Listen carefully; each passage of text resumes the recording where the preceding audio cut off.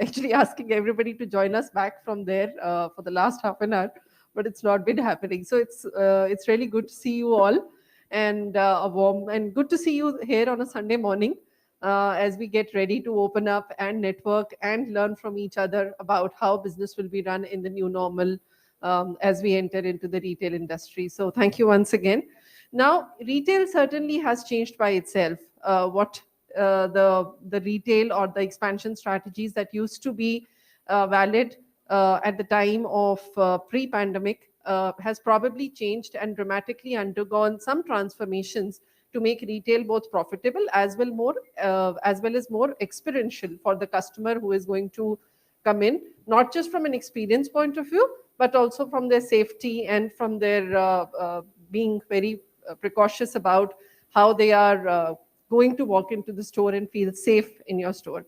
So, given all of that, we have a stellar panel here today, I must say, and everybody is going to share about how they are thinking about retail and retail expansion in the post-pandemic world, and what is it that has changed in this pandemic, particularly for the retail industry, for more diversification to happen, yet probably with smaller stores or going into a newer market, which was probably not on the agenda earlier. So thank you very much for joining us today on a Sunday morning. Incidentally, we're also live streaming this show on Franchise India handles. So if you would like to leave a comment or you would like to sort of share some of your thoughts, please put it in the comment box, and we love to sort of hear what you're saying and talk to you whether there and get the industry talking about it more. So let me start with you, Deepak. I know you've always been a direct selling business model for Tupperware. That is how I remember Tupperware from a long time. But today you're a mainstream retail business. You have stores, you have a franchise network, you're also doing a lot of omni channel. So now, how did this transformation come to happen for Tupperware? What was it that changed, particularly from a strategy perspective, when you thought about how you want to do the Tupperware business in the times to come? And secondly, how are you planning your digital and physical strategy in particularly, as I like to call it, the endemic times? So, what is it that you're thinking about? Sure. Thank you, Ritu. And good morning, everyone. So we have been in the country for about 25 years, and we have been doing business as we call direct selling, which largely means we call them sales force. You have a set of women entrepreneurs, which is about 70,000, who sell in their circle of influence. So, but what we were observing for the last 4 or 5 years, that our business is not growing at a pace which we expected it to grow. And it had more to do with the consumption pattern changes of consumers. So direct selling, if it's not a very easy business model for people to understand. So it largely works on relationships, and then you need for a country like India with 1.4 billion population, you need an army of about 1 million sellers, which we don't have. We have about 70,000. So while everybody wanted to buy Tupperware, they were not able to lay their hands on. So that was the challenge we started with. So this was in 2019. But being a typical direct selling, it becomes difficult to expand into newer channels, especially retail.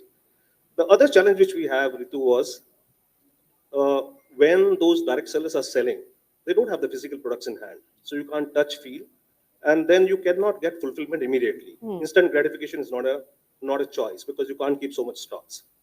So the whole supply chain used to take about 10, 12 days. That is where we decided, and I personally believe retail, brick and mortar retail is very powerful. It has been powerful. It will be even stronger after the pandemic. Yeah. So we started opening stores, and we started the first store in latter half of 19. But we just got about 6, 7 months before the pandemic hit. So currently we have 100 stores, and that really added huge value. Yeah. One, direct selling, if you have to buy from a entrepreneur, women entrepreneur, it's not an in thing. Yeah, it's like think of your mom. It's not me thing. When somebody will come home or I'll go to her home to see. So those kind of consumers actually moved into retail, where they can just move in, get demonstration, touch, feel, pay, and get instant gratification. Now, but what changed? What changed due to pandemic? It was like you just started a model and you were hit with a ball. Mm. So then you had to do I won't say it omni-channel, but you have to somewhere link your offline and online together. So we did slew of measures. So one is, WhatsApp is the biggest social media, whether we like it or we don't like it. Facebook is still very far. So we linked our stores to WhatsApp selling, WhatsApp commerce, and we started delivering home to the same set of consumer whom we have data of. And you have, hyper-local players like Dunzo and Swiggy, Genie, and all to deliver. So we actually saw upsurge in our store business during wave one, rather than drop, when the stores were closed. So all stores started selling digitally, and we tied up with a company called QuickSell. So they give you a platform to sell uh, using WhatsApp. Now they don't have to come out of their home, but they still can lay their Yeah. hands on. So that was one of the biggest enabler, which ensured when the footfall is zero, you still are doing better than when your stores were open. So it led to business continuity. And the fact was also that was the time when all of us were cooking. I've never entered my kitchen for a long time. And that was time everybody was trying. So when you get into your kitchen and see your mates are not coming, you want to buy those kind of products. So there was a surge, and fulfillment was a challenge, and digital tools which we used. And now when the stores are open, we have some more tools. So we have endless aisle, which is there's a tab. The stores are small, about 500 square feet, but you can interact with our tab and can order what is not available. And quick sell continues enablement of the stores. And then we have also, for high value consumers, those we have, they can book a slot Right. and they can come on their own when nobody else will be around. So that has been the journey largely. But retail, as I said, it's absolutely strong. It's only a small break in between, but this is a good time to look back and see how we can give more value and experience to the consumer and still remain relevant when people are doubting brick and mortar's future. But we very, very strongly believe that the future is brick and mortar, and we Indians have a short memory, and we don't have so many things. We don't go mountaineering, we don't go fishing during holidays, and we go shopping. We actually go shopping. So retail is important, but not in the same way as we used to operate before pandemic. Yes, absolutely. I agree with you, and I think it's a good thought that we don't. And I mean, come to think of it, for you, it's been a very quick journey from digital to from direct selling to mainstream to digital. It's virtually, in a good time or in a okay time, this would probably have been a 10-year journey, which has got done in 3 years. So that's very interesting to know how we've all pivoted our business models during this time. Sunil ji, Lenskart is I would call the true blue omni-channel retailer of India, and you've perhaps built the most perfect capabilities of trying to marry the digital and the physical model so beautifully in this country, and largely a model which is product dependent and service dependent both, and trying to do it to the best for the customer, where they feel not just satisfied, but they feel, as we were discussing, it's almost like an essential business today. I mean, while I don't remember ever an optical retailer being an essential business or being thought like a pharmacy about 3 or 4 years back. So, but you position it like that for the customer. So, my question is, now that you have so many different channels and you're integrating them so beautifully, you have a digital channel, and then you have a retail network, and then you have a franchise network. Do you at any point of time feel that there is, in while integrating or doing seamless integration between all these channels, there would be some conflicts that you have to sort of crease out, and how do you do it, and make sure that everybody and finally the customer is the most satisfied out of it all? So, I think good afternoon to every one of you. I think what is more important, Ritu, I think, is that uh, we were already into online, Yes. right? And we started as an online company, and we migrated to offline after almost 2 to 3 years of operating as an online business. Same thing like what Deepak was saying. People wanted to feel it. It was a category wherein You have to come wear it, see how your lenses fit, what kind of frames, sizes are there. So we said that okay, let's start with one store, and then we started moving ahead. And today, offline business, going by what Deepak said again, is much ahead of the online business today, right? Yes. And I will not call it offline or online. I will call it the Omni channel, because of the reason that we found out that 70% of our customers who go and click on our online business or online portal come to our offline business, right? And they come to the store after checking the product at the online, 70% of them. And vice versa, even people who come and look at the store, come and look at the product at the store, go to the online business and place an order. Just adding up that question of pandemic in this, what pandemic taught us, right, is this is a necessity, obviously, and this is an essential category.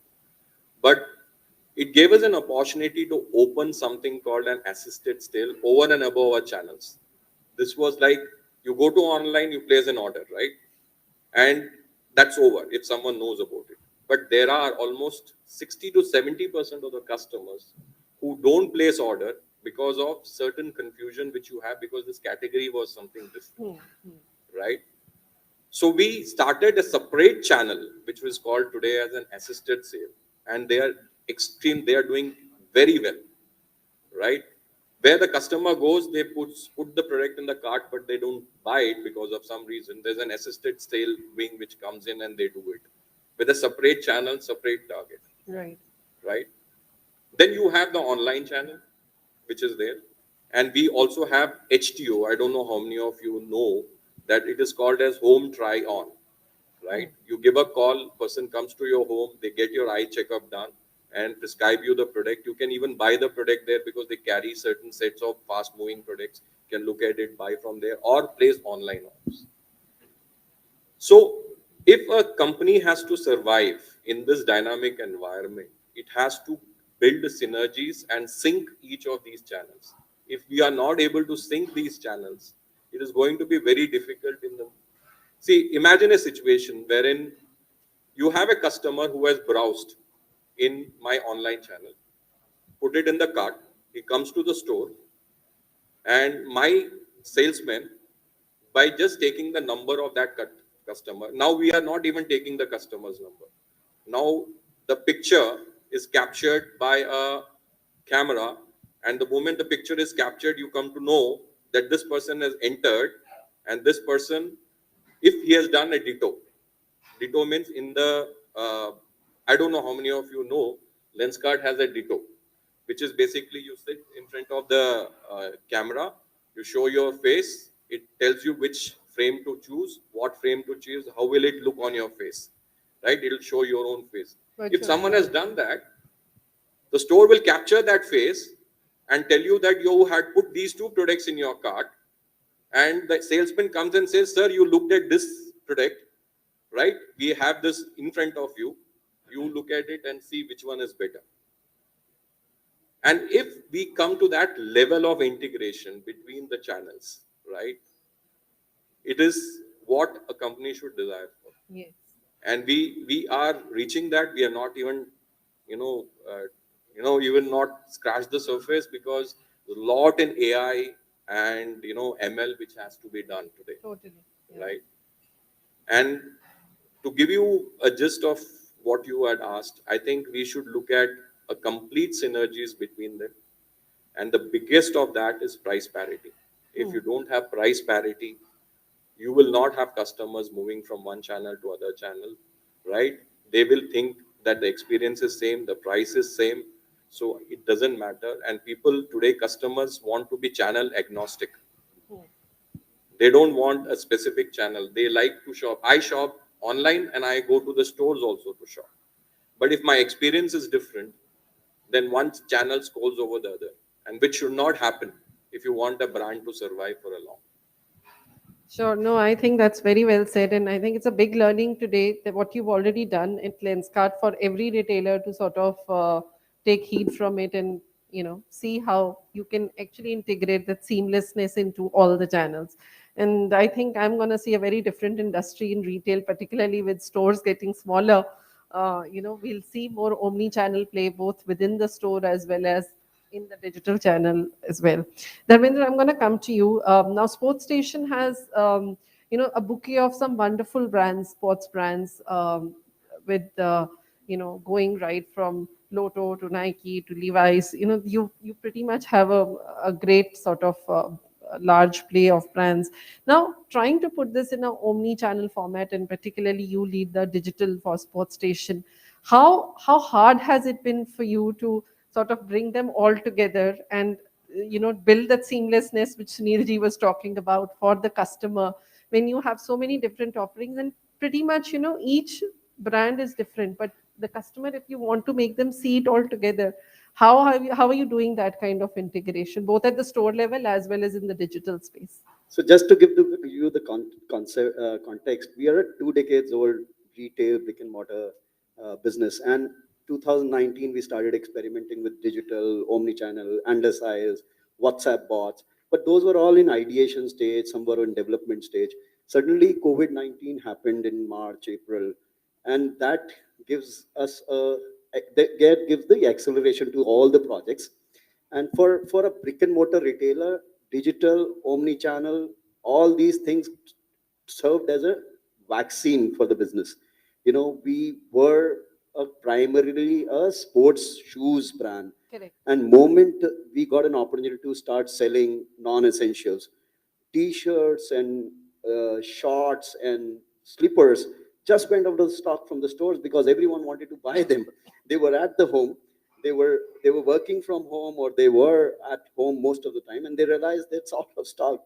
Sports shoes started coming after, say, June, July, when parks were open, gyms were open, and they were allowed to start workout. And then suddenly fitness became an option, not an option, actually fitness became a The mandate for everyone because there's way less of physical activity during the day. So all this was, while that was happening, digital served as a vaccine for our business. We did a lot of innovations around digital. Everyone else also did endless aisle. We arranged video-based shopping. So we have you can't step into a store. A store is connected through a video, and our store staff can give you a similar kind of a touch and feel experience. Our expansion on tier 2, tier 3 started happening drastically because we realized that's the place where there's least impact of these major situations, which I mentioned: CAA, farmers' protest, COVID. Our Bharat, which is Yes. the tier 2, tier 3 of India, are more or less acceptable, or stays away from all these situations and continue to grow. And there's humongous amount of opportunity there. Although they are digitally live, they still have, the presence of brand is still not there. That's where I see presence and the expansion growing. Digital omni, in last this COVID created a 50% of revenue for our kind of a business. That was a big factor because 50 because this lockdown there was no support, or very less support, from our real estate partners or our landlords, or on the rental supports or camp supports. So digital saved us. There were odd events. While there was a day where the store was not operational, physically, the store was still getting orders that day. The store manager used to open the shutter, process the digital orders, hand it over to a courier partner standing outside, and I still was still booking the sales. Yeah. And coming to your question on how difficult it was, as I mentioned, it was difficult in before 2019. Right now, it's not very difficult to manage within the team or to the customer why it is a unique channel and why you should adopt. We are doing multiple other things to bring back customer digitally. Our CRM is AI based, as Sunil also mentioned. AI ML is solving a lot of problems in bringing customer both digitally and to the stores. And I'll speak about this on more when you. Sure, absolutely. I remember 2018-19, we used to have this discussion about, how are we going to integrate our physical teams into digital channels. It's happened by itself. So that's so wonderful. I add one quick point. Even a 6-year-old child is studying online. Correct. Training our staff was not a challenge in making digitally savvy. Yes, absolutely. So it's somehow one thing that has sort of got or moved itself, the churned the wheels.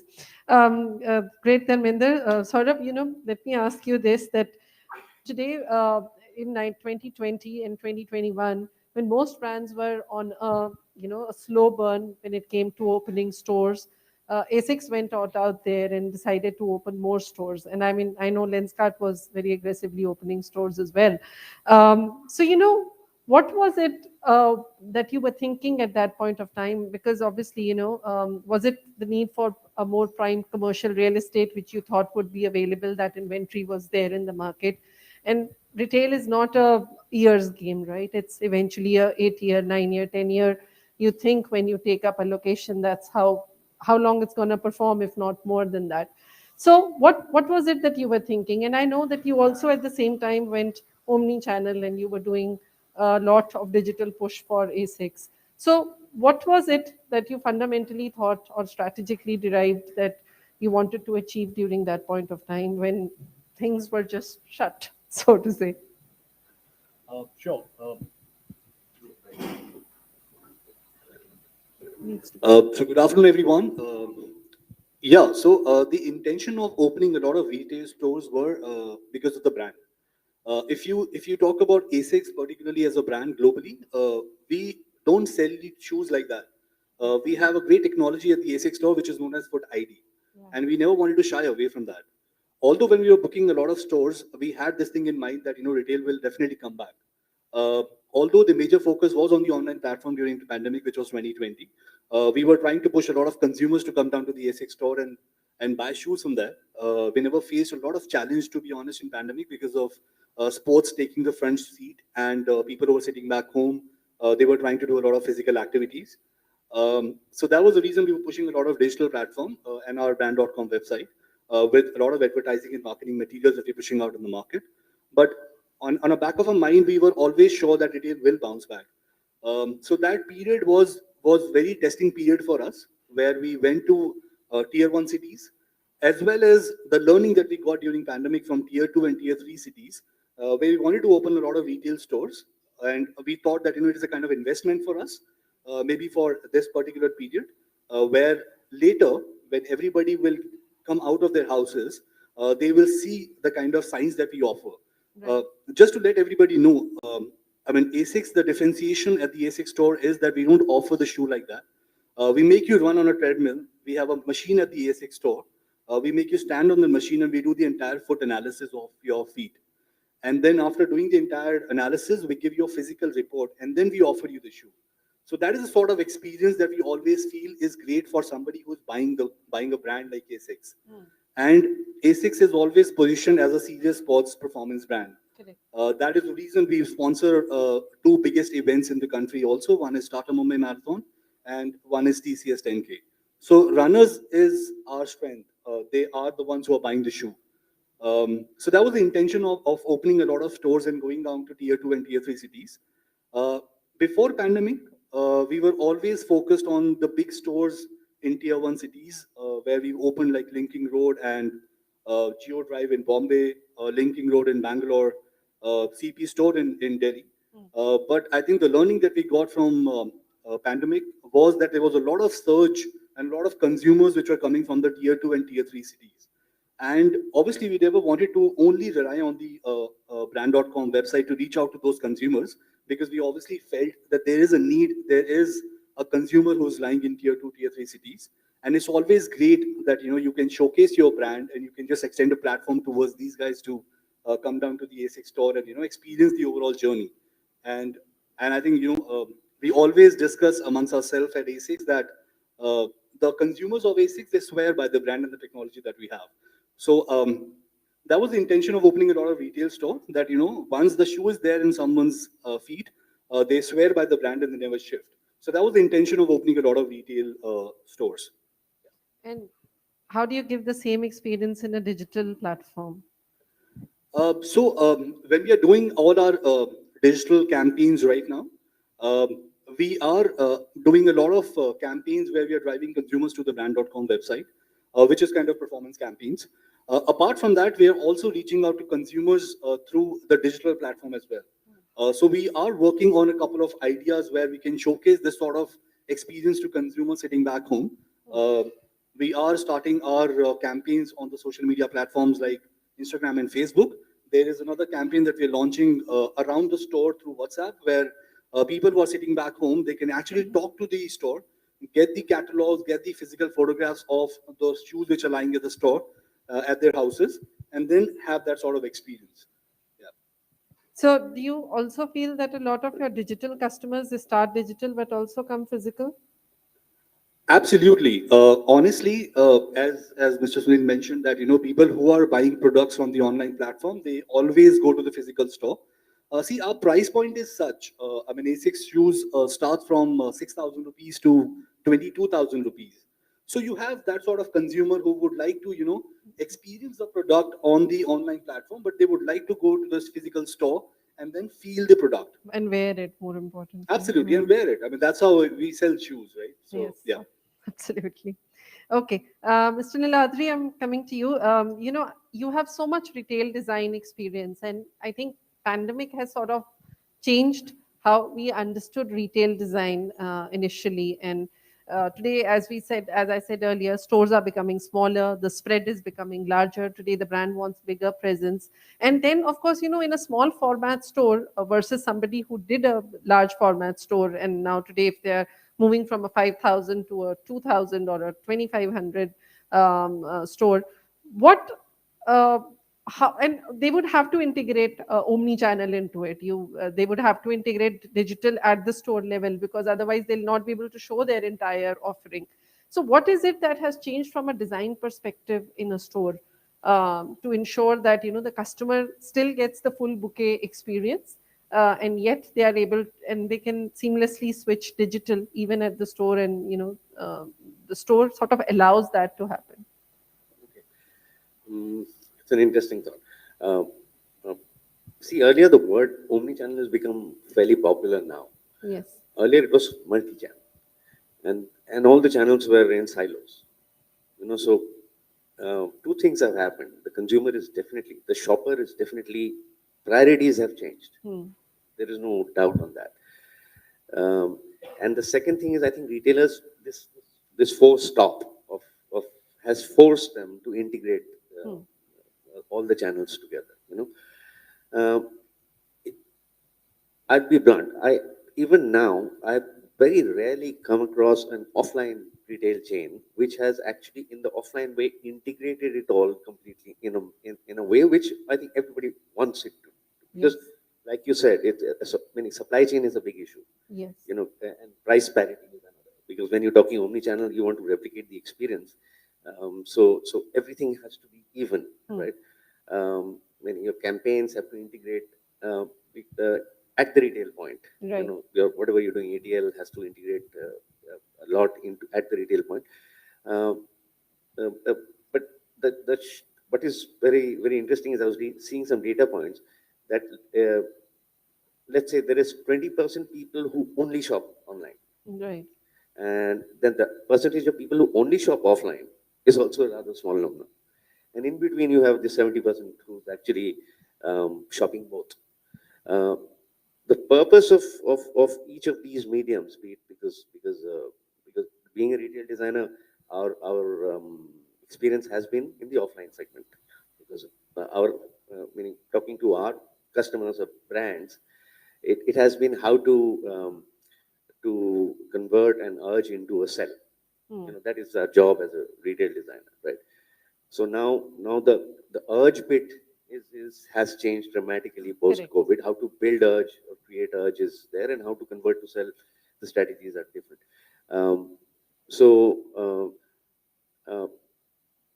Earlier, when I was, let's say, when I was in the offline world, then the drivers were proximity, parking, convenience, right? Now, what I understand is you've added premiumness to it, you added convenience to it, and you've got quality to it.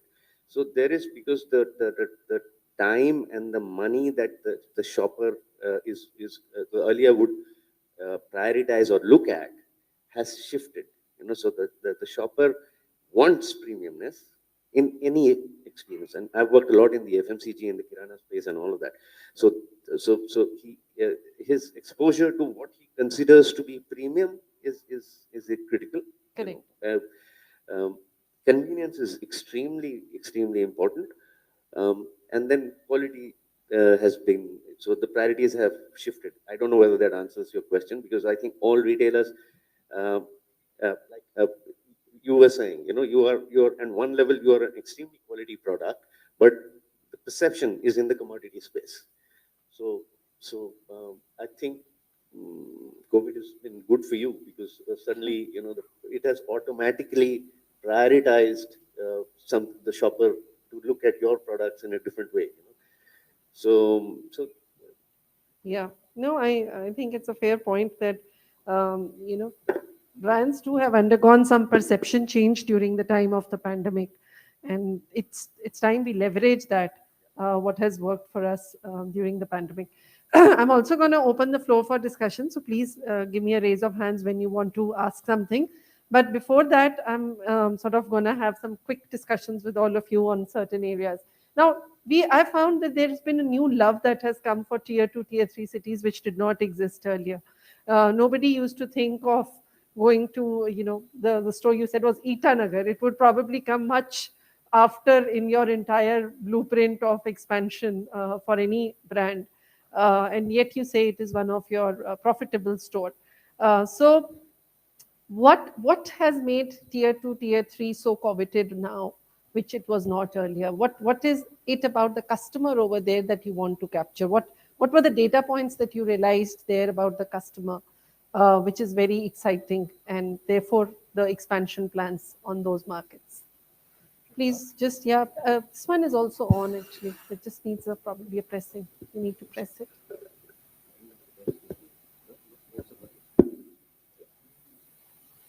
Go on. Yeah, Ritu, I have a mixed view about tier 2, tier 3.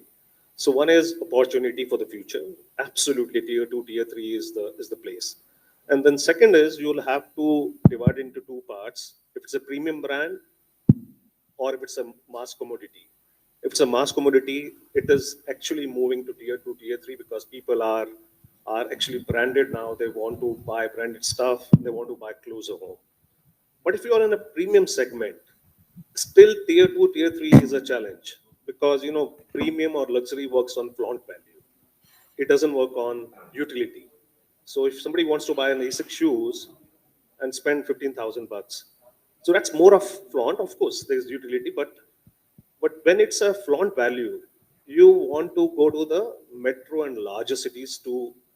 That's your perception. The brand may offer the same thing in your town, but the perception is, if I go to Bombay or Delhi, I'll get a wider offering and probably the better deals.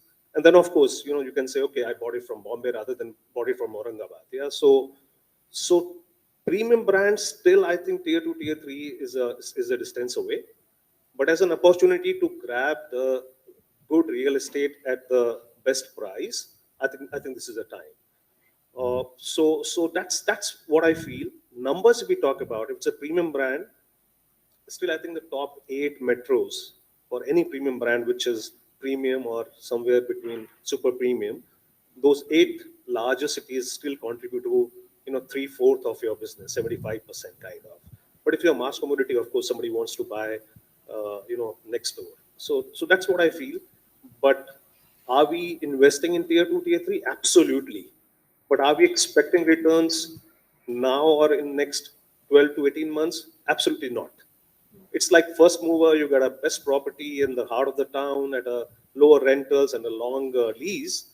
So you get invested there, but then you get the numbers a bit later when the market comes up a bit more, especially for a brand like Tupperware, which is actually somewhere between premium and super premium. So that's what I feel. So, tell me this, that, is your expectation of ROI from a store, has it changed in these during the time of the pandemic? And this is to all of you. Do you expect it to go on and how has it changed from a pre-pandemic time? How soon did you wanted the store to give you some returns in the pre-pandemic era versus now, even if you go to a tier two market? Yeah, so as Dharmender was mentioning, the expectation before pandemic was, rather there was a lot of hesitancy in going to digital tools because you always felt this is contradictory to your brick and mortar. So now the ROI actually is better if you assume that the business which has come from the store or originated from the store or fulfilled from the store, either by digital tools or digital ways or by footfall. So footfalls have dropped.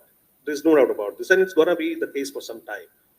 But the way you are selling, all of us, we are selling in different ways, wherein the customer doesn't even come to the store, but we still sell from the store and deliver home. So the ROI actually has increased, if you ask me. So the expectation is that now it will be, I won't say true Omni, but it's like offline, online together. So Omni becomes difficult, as Nez was saying. It's largely because of price parity and the different value chains everybody follows. You cannot control Amazon or Flipkart to sell at a particular price, or you cannot control. Probably you can't control even your franchisees to that extent. So price parity becomes a difficult thing for omni-channel, but offline sale and online delivery or vice versa, I think the ROI has actually improved and the expectation is higher. That's great. I'll add in tier two, tier three, getting the faster ROI. My franchisees become profitable in first quarter itself, Oh, that's nice. which is very important for my CPB block store. He has to have a gestation period of 6 months to 1 year, And which that's is, primarily because of the rental. and it's primarily because of the rental, right? And for me, tier two, tier three is still a virgin territory. My brand's still there. A lot of brands are still not reached there. The customer is equally fashionable. They are equally evolved. They know fashion much more than probably a CP or Delhi customer. They know what technology has been launched by ASICS. In Itanagar, my customer asked for my ASICS new launch product much before a customer probably in CP is asking. They're very involved, and they're actually looking for a fashion much forward than a CP or Delhi customer, and they're not afraid of paying full price. The tier one customer is always looking for a value proposition, an offer, or as we call it, end of season sales, where my full price sales is highest in my tier two, tier three towns. So my ROI is very important. My franchisees become profitable. Our brand focus is primarily right now to expand to what I call Bharat of India, Yes, where the absolutely. real India lives. Saurabh, Can you I- want? Yeah, and just to add to his point, Ritu, what we have seen is the consumer was always there. I mean, you talk about sports and fitness and running industry right now, it's growing rapidly. It has taken a break in a while due to pandemic, but it's going to come back and it's going to bounce at a very high level. Consumer was always there. I mean, what they used to do was they used to just go to the tier one city and used to buy the product. And the consumer is lying there, right? So taking the brand to the tier two city and showcasing him the entire journey that you have, and then selling him the product was something that is a great thought right now, which all the brands are doing, and which is the right thought. As we mentioned that we've also opened a lot of stores in tier two cities which are profitable now because of the rentals that we've got, and the consumer are not traveling.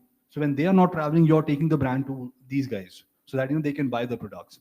You talk about few events that happens in the country, where you get a lot of runners from tier two cities, telling you about a small data that you have for Tata Mumbai Marathon. Just take an example of that event, where you have close to 55,000 runners. There's a big chunk of runners who come from tier two cities, and we guys sell products in Tata Mumbai Marathon. On the expo, there's a 3 days expo that you have. Let me tell you, there's the maximum number that we do is basically happens on the last day, which is open for the tier 2 and tier 3 cities runners, because you get outstation expo. So that was also a benchmark for us, to understand that, where the runners are coming from, and they are buying products when they're coming to Bombay. So might as well go to their cities and showcase the products, because they are the buyers. I mean, they are runners. Right. They will buy your product. And obviously the kind of learning that we got during pandemic, where we saw there was a huge surge from tier 2, tier 3 cities. And that was the reason we went to these places and opened our store and showcased our brand experience to them. Yeah, I truly agree with you. I'll add my 2 bits. Um, I think we as from the retail side, servicing side, or from the brand side, we made a lot of assumptions about metros, tier one, tier two, right? Um, and I think the pandemic has sort of forced everyone to look at tier two, tier one, tier two, tier three. In my experience, what I've found is that actually the tier one, two, they're progressive. The shopper is more progressive, whereas in the metros there is, like you say, there is a complacency. There is because we focused a lot into FMCG and kiranas and so there is a sense that okay, I've got Khan Market outlet, right? I have that catchment area. My sales are that, right? And there is a kind of a complacency there, you know. Whereas, and the Khan market catchment area is also typical, you know. Now, it's very interesting why PTM, after the lockdown went up, right? And then when it opened, it came back to normal, right? So the behavior modified during the pandemic and then went back to default. So actually, when you talk omni-channel and whatever it is, the fact is that everybody went online, right? And earlier you'd say, okay, the internet is there, everybody's aspirations are higher, etc., etc. But they went because even though they were stuck at home, they were surfing the world. So aspiration-wise, they went out and saw everything. But when it opened up, so the tier one, tier two guy actually is far more progressive in mind. He's a more easier shopper to focus. And anyway, retail is about costs. So if your capex is so heavy, so tier one, tier two is meaning. I mean, Tupperware, I think is a difficult market. Let us just say that. But let's say if you take from shoes or jewelry, so priorities have changed. So tier one, tier two is if you're not there, then I think you'll get killed. It's as simple as that. There is, maybe we are defining tier two and tier one a bit differently. So I'm assuming tier one includes the top 20 cities, which is many metros included. Yeah, that's tier one. So if we are defining the same, then Saurabh and Dharmender, I agree. That there is a market. But and the second thing is, are we talking only about the pandemic period when they couldn't travel and they wanted to have something next door, and a category which they want to try and buy rather than size agnostic? Yeah, then it's correct. But a longer run, I think it's an investment for the future. But if it gives you a revenue share, one is of course profitability. I understand, but what is the point of profitability when you are selling for 4 lakhs a store as compared to 40 lakhs in a city? So it's profitable, but it's not adding to your revenues, overall revenue. So contribution of revenue for a premium, I would still say premium. If it's a premium brand, contribution of revenue from the larger 20 cities, which includes metros and mini metros, is very, very high. And it's very difficult to, compensate that by opening double the number of stores in smaller towns. And the last thing is, you have to keep in mind, a store or a retail is a well which you have to dig every day. So which means you need footfall. So maybe there's a surge in the first 6 months because, novelty value and people are finding I've got a stores. But is it sustainable? Can you sustain it over a period of time? Especially when you are into a product or a brand where the recency is as high as a year or year and a half. So I think these are some questions which we have to keep in mind. And we have to keep in mind we have to think beyond pandemic. I won't be surprised that we go back much stronger after pandemic in retail as compared to what, because online is good. Digital tools are amazing. But when we look at online, do you buy or do I buy because of convenience? I lie if I say it's convenience. It's only the deals. Absolutely the deals. I go to the store, do showrooming, check the size, check the shoe and see, okay, this is 8,000 bucks, online I'm getting 6,000, that's why I buy online. So we have to keep in mind that tier one, tier two, as I said, it's also because the tier two, if it is not available, it's getting already covered by online.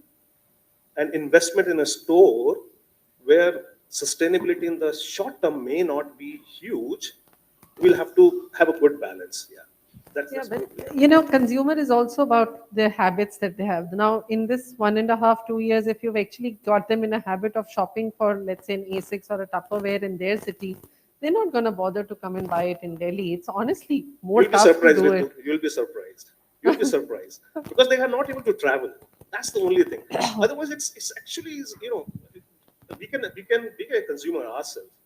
If I have to buy a tag or watch, believe me, if I'm traveling, it's a flaunt. It's a flaunt value. Even Tupperware or ASICS, it's not very cheap or mediocre cheap. It is premium. So there's a flaunt value, and flaunt value only comes when you say, okay, I picked up, Tagwar from Heathrow, or I picked up from Dubai, although it is available next door. So those things apply to tier two and tier one when it's a sub premium brand. They would like to say, oh, I picked up from Mumbai. So flaunt value, a perception of larger range availability, and their frequent travel to those places still makes tier two a bit doubtful. But as I said, investment absolutely we will do. But if we are talking about getting a larger share of business, not profitability, from smaller towns, I think it's about 2.5, 3 years away. That's what I feel. Sure. Sunil ji, I've been recently seeing John Jacob stores out there. So, what is the retail strategy? Are you extending to more brands, or do you think that we now the brands by themselves are now ready to sort of venture out on their own, and therefore we can now extend them? Yeah, And I think we have two brands, Vincent Chase and John Jacob, in Lenskart stores, and we wanted to build this as an exclusive, outlet for John Jacob, because we are building John Jacob as a brand, and to an extent, I think it emerges from what Dharmender is advocating very, very strongly, that it is 2 years down the line. Like, this can be a solution which you have, right? You have to look at it what the vision of the company is, right? It migrates, or it percolates from the vision of the company. For me, or Lenskart, the vision of the company is to give vision to 1/3 of Indian population, which requires. For that, I can't be sitting in a metro towns and give that. I have to go to a tier two city, and for that, my franchisees are available. yes, I have my partners who are there. I am open to partners. My ROI comes much better at a tier two city. In fact, like he will also agree that tier twos have started doing much, much better. I don't know whether it is temporary or whether it is long. Maybe the knowledge transfers have happened. Today, if we think that digitally at a tier two city or tier three city, people are not savvy, it is wrong, because people know today digitally. Everyone has got a smartphone today. Everyone knows Insta, and I remember the TikToks which used to come. It was not a tier one which was posting most of it. It was coming from the tier two and tier three, right? People have so much of access today. So going by that, the question which you asked, John Jacob can be looked at as a premium brand, and look at Lenskart as an aspirational brand, right? And it comes from the vision. So you look at the vision to give vision, then look at an aspirational brand. A tier two or a tier three may be matured today to take an aspirational brand, but may not be a premium brand. We will be reaching there over a period of time. sure. So when you look at the premiumness, we look at John Jacob as a brand, which is available both digitally as well as in the store. And we want to categorize that as a premium brand, right? A good brand which can be done, and expand rapidly also on John Jacob, right? But we will restrict our expansion mostly to the tier one and tier two cities currently. Yes. And we want to take Lenskart rampantly into tier two and tier three cities through franchise models. Yes. No, that's very interesting, and I think it's food for thought for a lot of us, if we have sub brands, to look at them as complete brands going forward. Happy to take some questions from the yes, ma'am. Please go ahead. Yeah, Bhavna, if you can please help.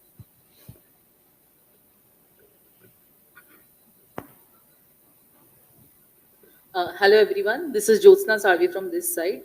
My question is for Tupperware. I want to understand the consumer psychology, because if I notice, Tupperware targeted the woman of the family. It was earlier, अभी ऐसा pandemic शुरू हुआ और सब लोग घर से काम कर रहे हैं, और आपने तभी वुमन को एंटरप्रेनर बनाया था जब भी वो सोच भी नहीं सकती थी. because they were entrepreneur, उनको पता भी नहीं था, because I have seen so many women. I'm from Mumbai, so Mumbai local में इतने सारे women होते थे जो टपरवेयर की टी पार्टी के बारे में बात करते थे, किटी पार्टी के बारे में बात करते थे, and now they feel so proud कि टपरवेयर अभी इतना बड़ा हो चुका है, जहाँ पे वो लोग जॉब करते करते लोगों को सेल किया करते थे. And you must have seen the memes of Tupperware, वो टिफिन कितना इंपॉर्टेंट है हर एक घर के लिए. So I want to understand the psychology, consumer psychology, how you studied that. Sure, it's Jyotna, right? Yes. Yeah, thanks for the question. So even I'll just give you a parallel. When you buy online, आज आप online खरीदते हैं, तो what do you see after the product and the price? What do you see? You see ratings and reviews. Reviews. Yeah, precisely that is how we have built the brand. So वो online जो rating reviews हैं, all are women entrepreneurs. You know, as I said, there's 70,000 in total. It's about 2.5 million from last 25 years who have been associated with us. So those are our ambassadors. So when you hear from your say sister-in-law, or you hear from your neighbor or the best friend, you are tend to believe very easily as compared to hearing from my store sales guy, because he has a interest, he has a commercial interest. But a friend probably doesn't have. She has a commercial interest, but she will have a consideration. You are her friend or you are her relative. So, and of course, you can't fool anyone. You have to give an amazing product and an aspirational brand. So, which we are. So it's a combination of a brand which is perceived to be premium and it's good to have, and yet everybody cannot have. वो gap भी रखना पड़ता है. If everybody has, then nobody wants it. Yeah. So and the magical products, as we call. So that's one. And the second is, why would somebody buy? So it's more of reference, ratings, and reviews from somebody who is very close, whom you believe. So that's what we tapped. And the other thing is, we also realized that unfortunately the opportunities for women in the country are limited. Yeah. And either you have full-time opportunities wherein you 9 to 7 job, not 9 to 6, it's 9 to 7 job, but you have a family to take care of. So we targeted only women. It's not the case across the globe. Across the globe, the opportunity is available to men also. But in India, we said no. Because now you can maintain a great balance between your responsibilities at home and still contribute to financial freedom of yourself and the family. And of course, as I said, reference is the best thing to do. Else you go to the store, everybody will say, yeah, what I'm selling is the best. But do you believe? I don't think you believe, because you check anything, you pick up anything shoe about, nobody will say acha nahi hai. Everything is good because if they're selling, it is good. But so that reference, so that's the consumer psychology we captured much before the ratings and reviews things came. And those reviews and ratings are from someone whom you don't even know whether they are bought reviews or, but at least the one who is talking to you and trying to sell is somebody you can believe and trust. And that is how we actually built our business. And then also it also leads to having more people join the company. So once you have experienced the brand and used it, and then you find, oh, it's so easy. I can work for 2 hours on a Sunday and I can probably make $10,000. Even my wife won't mind. So it's okay, and it's flexible. You are not, you're not tied down by itna time you have to spend on this. You can work at your convenience, and that is where the model worked. That direct selling model really worked. It is working even today. And maybe Ritu, if I can take a minute more, because we are sitting at a franchisee exhibition, so I would love to share how we have done that. So now the consumer, since you were talking about only consumer, so consumer has changed. With the advert of online, those are 13, those are 14, when you can get delivery in 24 hours, prime enabled and all, and return without any question asked, the expectation of the consumer was changing. And direct selling was taking some time. It has a long supply chain. So what we did, we had to keep in mind the consumer, because if there's no consumer, there's no women entrepreneur. So we started opening all other channels. So we have stores, we have 100 of them today, and we also sell online. We have our own .com. Yeah, so we opened for the consumer to interact with us the way they want. But what we did is something which I want to talk about. So all women who were associated with us were given the choice to open stores. So we didn't look for in the initial phase, we kept it exclusive to people who have been associated with us. If you can spend, about 12 to 13 lakhs, and you can work from 10 to 9 now. Yeah, that flexibility goes now. The flexibility which you had, you can open. It was a roaring success. On day one of the launch, we got 323 franchises who wanted to invest, but we wanted to try and go. So we integrated those franchisees, integrated those entrepreneurs who were selling direct selling in opening stores. And this model is the one which can take any brand to a faster expansion. For example, Lenskart, if I hear 750 stores, I think this is one of the brand which has the maximum retail footprint. I don't know which brand has more than 1,000. But this model, when you have individual franchisees, you can open 200 stores in a day because you're not sharing your resources or capital. So this model of franchisee actually can grow very, very fast. They're all individuals. And the other thing which it will do, which is I think the pain point for all retailers, the retail is run by the employees. An employee can be 99% committed, not 100%. But in this case of franchisee, the owner has invested. So you'll get the best consumer experience because she has invested money, she is investing time. So you get faster expansion and you get best consumer experience because it's not an employee who's dealing with them. She herself is doing it. So I think these things worked on the consumer side. Sorry, I went a bit long, but franchisee model I want to talk about because individual franchisee you can actually open 1,000 stores in a year if you want, because there are individual people who are investing 1,000 people and 1,000 resources. You don't have to wait for a longer period because if you're a master franchisee, regional franchisee, he or she has a limitation of resources and the funds, and it flows with some time. But individual franchisee, you can open 1,000 stores tomorrow if you want. Yeah.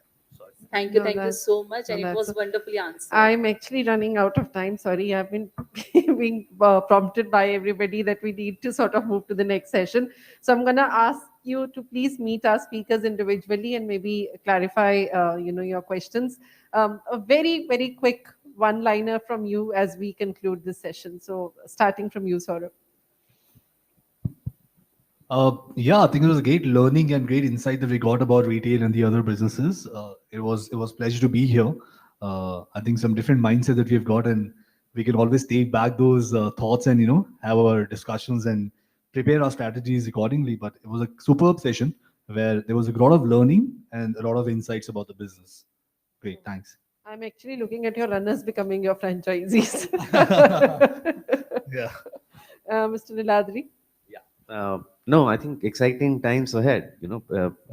Meaning in some way, this whole thing has pressured everybody, the shopper and the brands and everyone. So I think radical solutions will emerge, in the next couple of years. Yeah, I think it was a great session, and I had a lot of different point of views, which obviously over a cup of tea we can discuss further. But I think innovation is something which is going to play the game for the next about 2 to 3 years and beyond. If you are not innovating as a company, we may not survive. So innovation should be something which we should be, whether it is digitally, whether it is at the retail brick and mortar store. I think the learning which we have is that we have to be ahead of time. So in nutshell, physical retail will continue to grow. It will grow across the geographies of the country, and there will be a lot of digital intervention and adoption. And the retail will be now phygital retail, which will be an amalgamation. It will have multiple channels also. And in the end, thank you, Franchisee India. It's my first session, physical session after Feb 2020. So great to have so many people joining us here. Thank you. And virtually too. Yeah, as I started with, retail is not only just going to grow, it's going to thrive. It's not going to survive, it's going to thrive. And that's going to happen. India, you cannot take away physical retail, especially if you're not into books, music, and mobiles. Those other things probably, or maybe a few more categories which are size agnostic. So retail is going to come back very, very strongly. But what we as a brand and the retailers have to keep in mind is the constant thing has to be change. You cannot run retail the way we used to run Yes. yesterday or a year back or 2 year back. So that we'll have to review how we operate and keep on changing with the changing consumer trends. Yeah. But it's gonna be very, very strong. By the time probably the next year when we meet on the same platform, we would have, and I hope there is no wave 3 coming, we would have seen it already. Yeah. Absolutely. And I think, you know, you rightly said it, innovation is the name of the game. And the more we innovate, in the better place we will be as a retail brand. So thank you very much for joining us today morning. It's been wonderful having you here. Thank you very much. You know, pleasure. Thank you.